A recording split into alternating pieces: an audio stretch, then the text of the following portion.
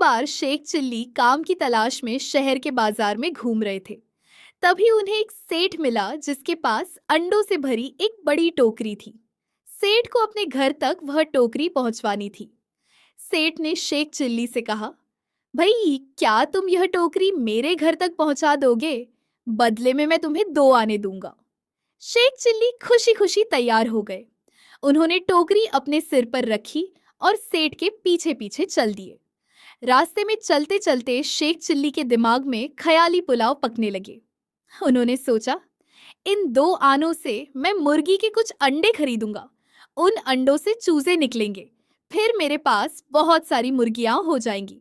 वे मुर्गियां और भी अंडे देंगी और जल्द ही मेरे पास एक बड़ा पोल्ट्री फार्म होगा।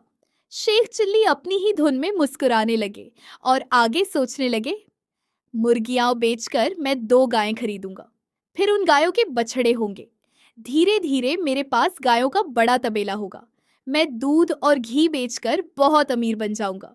फिर मैं एक आलीशान महल बनवाऊंगा और एक सुंदर राजकुमारी से शादी करूंगा। बात यही नहीं रुकी। उन्होंने कल्पना की, मेरे सुंदर सुंदर बच्चे होंगे। वे मेरे पास आएंगे और कहेंगे, अब्बा जान, हमें खिलौने चाहिए। तब मैं कहूंगा, अभी नहीं, बाद में दूंगा। और जब वे जिद करेंगे तो मैं गुस्से में अपना सिर ऐसे हिलाऊंगा। जैसे ही शेख चिल्ली ने हकीकत में गुस्से का नाटक करते हुए जोर से अपना सिर हिलाया, उनके सिर पर रखी अंडों की टोकरी नीचे गिर गई। सारे अंडे सड़क पर फूट गए। सेठ चिल्लाया, मूर्ख, तुमने मेरे सारे अंडे फोड़ दिए। अब मुझे इनका हर्जाना कौन देगा? शेख चिल्ली रोते हुए बोले, सेठ जी, आप तो सिर्फ अपने अंडों के लिए रो रहे हैं। यहाँ तो मेरा पूरा महल गिर गया, मेरी बीवी बच्चे चले गए और मेरा पूरा कारोबार तबाह हो गया।